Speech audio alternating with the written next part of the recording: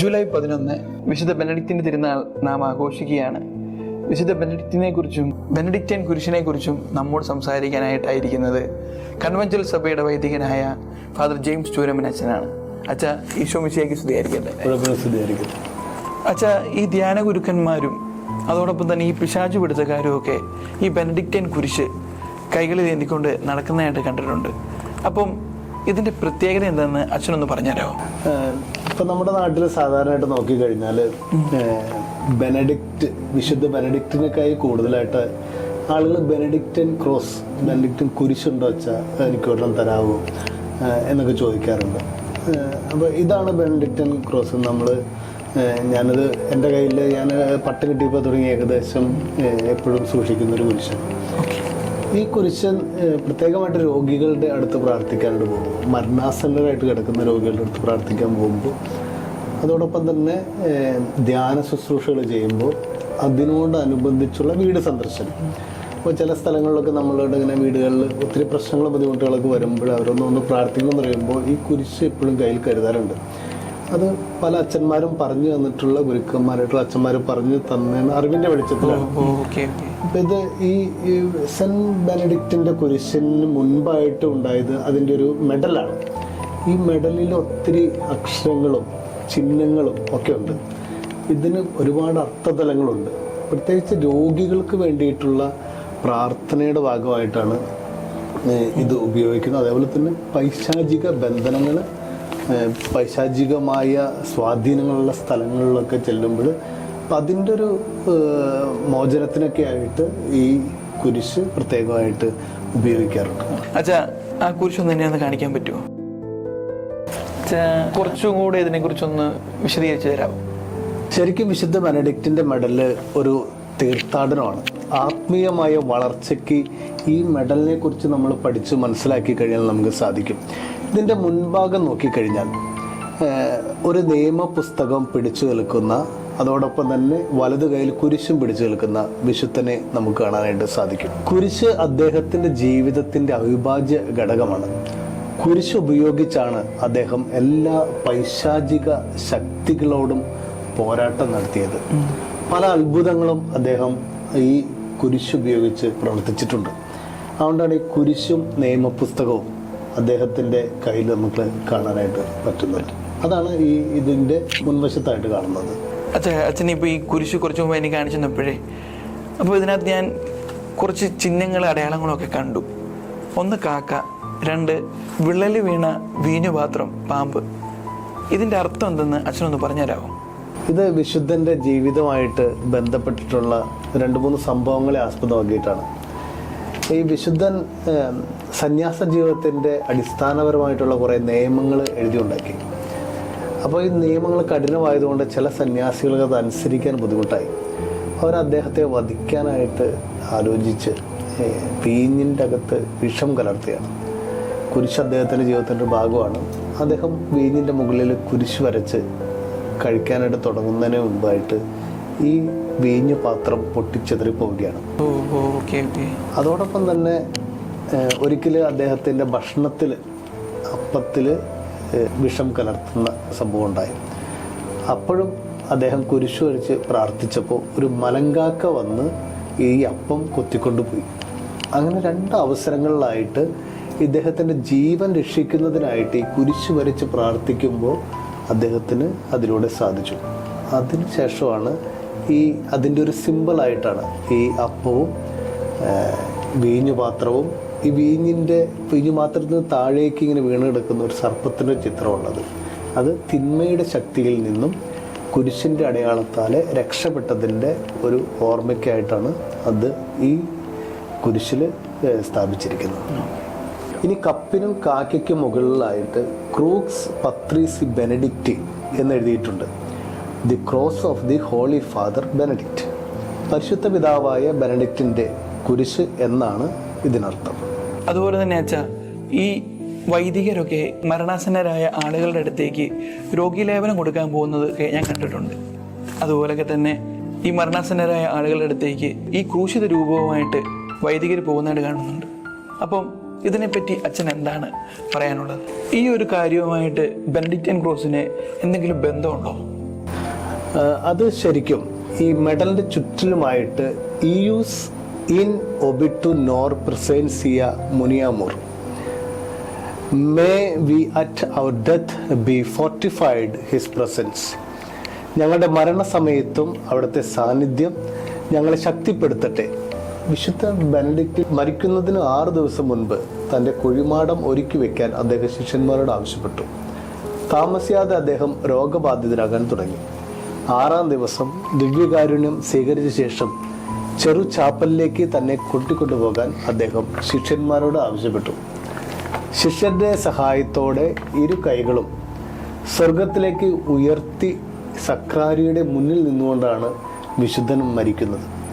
ഇങ്ങനെ ഭാഗ്യപ്പെട്ട ഒരു മരണം അദ്ദേഹത്തിന് ലഭിച്ചതുകൊണ്ട് മരണാസന്നരായിരുന്നു, പ്രത്യേകിച്ച് മരിക്കാനായിട്ടൊക്കെ ഒരുപാട് കഷ്ടപ്പാടുകളൊക്കെ സഹിക്കുന്നവരുടെ അടുത്ത് ഈ കുരിശ് കൊണ്ടുപോയി പ്രാർത്ഥിക്കുമ്പോൾ വിശുദ്ധ ബെനഡിക്റ്റിനെ പോലെ തന്നെ ഒരു ഭാഗ്യമരണം അവർക്ക് ലഭിക്കും എന്നുള്ള വിശ്വാസം ഈ പാരമ്പര്യമായിട്ട് തുടർന്നുകൊണ്ട് പോരുന്നുണ്ട്.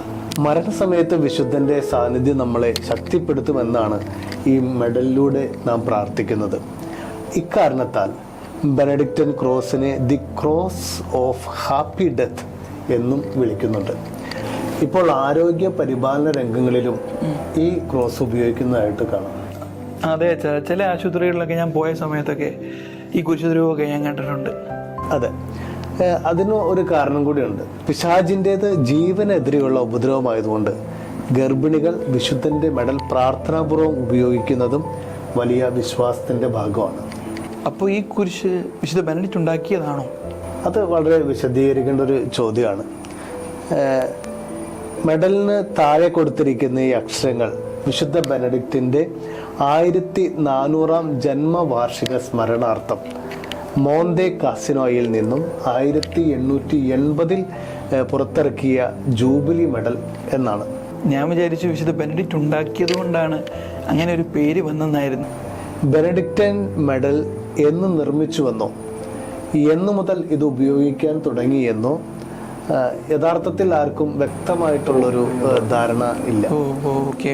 വിശുദ്ധന്റെ മരണശേഷം വിവിധ രൂപത്തിലുള്ള മെഡലുകൾ സാധാരണ ഉപയോഗിച്ചിരുന്നു. 1415 എഴുതപ്പെട്ട ഒരു കൈയെഴുത്ത് പ്രതി 1647 ബവേറിയയിലെ ആശ്രമത്തിൽ കണ്ടെത്തിയപ്പോഴാണ് മെഡലിൽ ആലേഖനം ചെയ്ത ലാറ്റിൻ അക്ഷരങ്ങൾ പിശാചുകൾക്കെതിരെയുള്ള ബഹിഷ്കരണ പ്രാർത്ഥനയുടെ ആദ്യ അക്ഷരങ്ങളാണെന്ന് മനസ്സിലാക്കാൻ കഴിഞ്ഞത്. ഇന്ന് നാം ഉപയോഗിക്കുന്ന മെഡലുകൾ 1880-ലാണ് പുറത്തിറക്കുന്നത്. വിശുദ്ധന്റെ 1400-ാം ജന്മവാർഷികത്തോടനുബന്ധിച്ച് സിച്ചെ മോന്തോ കാസിന സന്യാസികളുടെ നിർദ്ദേശപ്രകാരം ജർമ്മനിയിലെ ബ്യൂറോണയിലെ വിശുദ്ധ മാർട്ടിൻ ആശ്രമത്തിലാണ് ജൂബിലി മെഡലുകൾ രൂപകൽപ്പന ചെയ്തതും നിർമ്മിച്ചതും. അച്ഛൻ കുറച്ചു മുമ്പേ അച്ഛൻ ഈ കുരിശ് കാണിച്ചപ്പം ഇതിന്റെ പിൻഭാഗത്ത് കുറച്ച് എഴുത്തുകളുണ്ട്. അപ്പം അതിന്റെ അർത്ഥം എന്തെന്ന് അച്ഛൻ ഒന്ന് പറഞ്ഞുതരാമോ? ഇത് യഥാർത്ഥത്തിൽ ലാറ്റിൻ ഭാഷയിലുള്ള ബഹിഷ്കരണ പ്രാർത്ഥനകളാണ്. ഇവിടെ ആദ്യാക്ഷരങ്ങളായി കുറിച്ചിരിക്കുന്നത് പിശാചിനെതിരെയുള്ള ബഹിഷ്കരണ പ്രാർത്ഥനകൾ 2 രീതിയിലാണ് സഭയിൽ നടത്തുന്നത്. ഒന്ന്, പിശാചിനെതിരെയുള്ള സംരക്ഷണത്തിനായിട്ട്, പിശാച് നമ്മളെ ആക്രമിക്കാതിരിക്കാൻ വേണ്ടിയിട്ട് അപേക്ഷിക്കുന്നതാണ്. 2, പിശാചിൻ്റെ ദുഷ്ടശക്തികളെ ആട്ടിപ്പായിക്കാൻ വേണ്ടിയിട്ടുള്ള പ്രാർത്ഥനാ ശൈലിയാണ് മറ്റൊന്ന്. ഈ 2 രീതികളിലും നടത്തുന്ന ബഹിഷ്കരണ പ്രാർത്ഥനകളാണ് ഈ കുരിശിൽ മെഡലിൻ്റെ പുറത്ത് ആലേഖനം ചെയ്തിരിക്കുന്നത്. നമുക്ക് കാണുന്ന കുരിശിൽ കുത്തനെയും നെടുകയുമുള്ള അടയാളപ്പെടുത്തിയിരിക്കുന്ന അക്ഷരങ്ങൾ കുരിശിൻ്റെ ലംബമായ തണ്ടിൽ CSSML may the holy cross be my light, വിശുദ്ധ കുരിശ് എൻ്റെ പ്രകാശമായി മാറട്ടെ എന്നാണ് അർത്ഥം. നെടുകയുള്ള ഭാഗത്ത് NDSMD let the devil not be my leader, പിശാച് എന്നെ നിയന്ത്രിക്കാതിരിക്കട്ടെ എന്ന് നാം ഇതിലൂടെ പ്രഖ്യാപിക്കുന്നു. ഇനി ചുറ്റിലും എഴുതിയിരിക്കുന്ന അക്ഷരങ്ങളുടെ അർത്ഥം എന്താണെന്ന് നമുക്ക് നോക്കാം. ആദ്യത്തെ 3 അക്ഷരങ്ങൾ VRS, സെറ്റ് ബാക്ക് സേറ്റൻ, സാത്താനെ ദൂരെ പോവുക. NSMV, never tempt me with your vanity, നിന്റെ ആഡംബരങ്ങളാൽ എന്നെ ഒരിക്കലും പ്രലോഭിപ്പിക്കരുത്. SMQL, what you offer is evil, നീ എനിക്ക് നൽകുന്നതെല്ലാം തിന്മയാണ്. IVB, drink your poison by yourself, നിന്റെ വിഷം നീ തന്നെ കുടിക്കുക. വളരെ ശക്തമായ ബഹിഷ്കരണ പ്രാർത്ഥനയായി സഭ ഇന്ന് ഈ പ്രാർത്ഥനകളെ കാണുന്നു. പിശാചി ഏറെ ഭയപ്പെടുന്നതിനാൽ ഈ മെഡലിനെ ഡെവിൾസ് ചേസിംഗ് മെഡൽ എന്നും വിളിക്കുന്നുണ്ട്. കുരിശിന്റെ 4 കോണുകളിൽ CSPB എന്ന അക്ഷരങ്ങൾ കാണാം.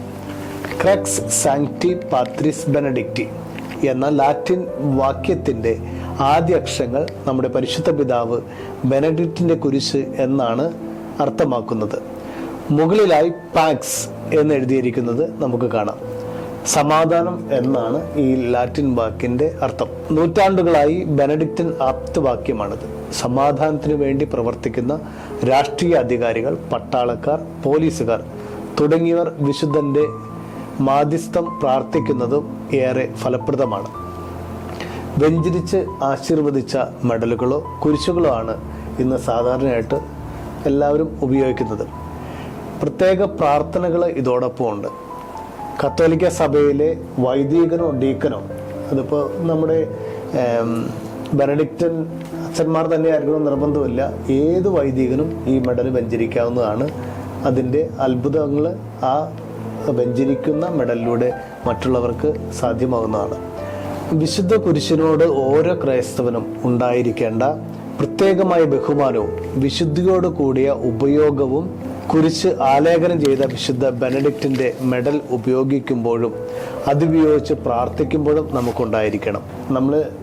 നമ്മളിപ്പോൾ പറഞ്ഞ ഈ അബ്രിവേഷൻസ് ഒക്കെ ഉണ്ടല്ലോ, അത് ലാറ്റിൻ്റെ ഒരു ട്രാൻസ്ലേഷനാണ്. ലാറ്റിൻ വാക്കുകളാണ് ഈ കുരിശിൽ ശരിക്കും ആലേഖനം ചെയ്തിരിക്കുന്നത്. അപ്പം അതിൻ്റെ ഇംഗ്ലീഷിലുള്ള അർത്ഥമാണ് നമ്മൾ പറഞ്ഞത്. അച്ഛാ, ഈ മെഡലിൻ്റെ ശക്തിയെക്കുറിച്ച് ഞാൻ കുറേയധികം കേട്ടിട്ടുണ്ട്. അപ്പം ഇതിൻ്റെ ശക്തിയെക്കുറിച്ച് എന്താണെന്നും അതോടൊപ്പം ഏതൊക്കെ സാഹചര്യത്തിലാണ്, ഏതൊക്കെ നിയോഗങ്ങളിലാണ് ഈ കുരിശ് ഉപയോഗിക്കുന്നതെന്ന് അച്ഛനൊന്ന് പറഞ്ഞുതരാമോ? ഇത് പ്രധാനമായിട്ടും 8 അവസരങ്ങളിൽ മുഖ്യമായി നമുക്കിത് ഉപയോഗിക്കാം. 1. മന്ത്രവാദത്തെയും ആഭിചാര പ്രവർത്തനങ്ങളുടെയും സ്വാധീനങ്ങളെ ഇവ നശിപ്പിക്കുന്നു. ദുരാത്മാക്കളാൽ പരീക്ഷിക്കപ്പെടുന്ന, വഞ്ചിക്കപ്പെട്ട അല്ലെങ്കിൽ പീഡിപ്പിക്കപ്പെടുന്ന വ്യക്തികൾക്ക് സംരക്ഷണം നൽകുന്നു. പാപികളുടെ, പ്രത്യേകിച്ച് മരണത്തിൻ്റെ അപകടത്തിൽ ആയിരിക്കുമ്പോൾ അവരുടെ മാനസാന്തരത്തിന് സാധ്യത ഉണ്ടാക്കുന്നു. പ്രലോഭനത്തിനെതിരായ ഒരു കവചമായി മാറുന്നു. വിഷത്തിൻ്റെ അനന്തരഫലങ്ങൾ നശിപ്പിക്കുന്നു. സുഖപ്രസവത്തിലൂടെ ആരോഗ്യമുള്ള കുഞ്ഞുങ്ങളെ ലഭിക്കാൻ സഹായിക്കുന്നു. പ്രകൃതിക്ഷോഭങ്ങളിൽ നിന്നുള്ള സംരക്ഷണം ഉറപ്പുവരുത്തുന്നു. ശാരീരിക ക്ലേശങ്ങൾക്ക് ഫലപ്രദമായ പരിഹാരമായും പകർച്ചവ്യാധികൾക്കെതിരെയായ സംരക്ഷണത്തിനും സഹായിക്കുന്നു. പലോഷി ഈ കുരിശൊരെണ്ണം എടുത്ത് കയ്യിൽ വെച്ചു, പ്രത്യേകിച്ച് നമ്മുടെ പ്രിയപ്പെട്ടവർക്കോ അല്ലെങ്കിൽ കൂട്ടുകാർക്കൊക്കെ ഒരു പ്രശ്നം ഉണ്ടാകുമ്പോൾ ഇത് ഉപയോഗിച്ച് നമുക്ക് പ്രാർത്ഥിക്കാവുന്നതാണ്. ഒന്നും മാത്രമേ ഉള്ളൂ, കുരിശ് വെഞ്ചരിച്ചേക്കുന്ന കുരിശായിരിക്കണം. അത് നമ്മുടെ വീട്ടിലൊരു കുരിശ് വെച്ചാലും അതിൻ്റെ ഒരു അനുഗ്രഹവും പൈശാചിക ബന്ധനങ്ങളിൽ നിന്നുള്ളൊരു സംരക്ഷണമൊക്കെ നമുക്കുണ്ടാകും. അപ്പോൾ വിശുദ്ധ ബെനഡിക്റ്റിന്റെ തിരുനാൾ ആശംസകൾ ഏറ്റവും സ്നേഹപൂർവ്വം നേരുന്നു. ദൈവസമൃദ്ധമായിട്ട് അനുഗ്രഹിക്കും. അപ്പോൾ അച്ഛാ, താങ്ക് യു. അപ്പോൾ എല്ലാവർക്കും അച്ഛൻ പറഞ്ഞ പോലെയൊക്കെ തന്നെ വിശുദ്ധ ബെനഡിക്റ്റിന്റെ തിരുനാൾ ആശംസകൾ നേരുന്നു. നന്ദി.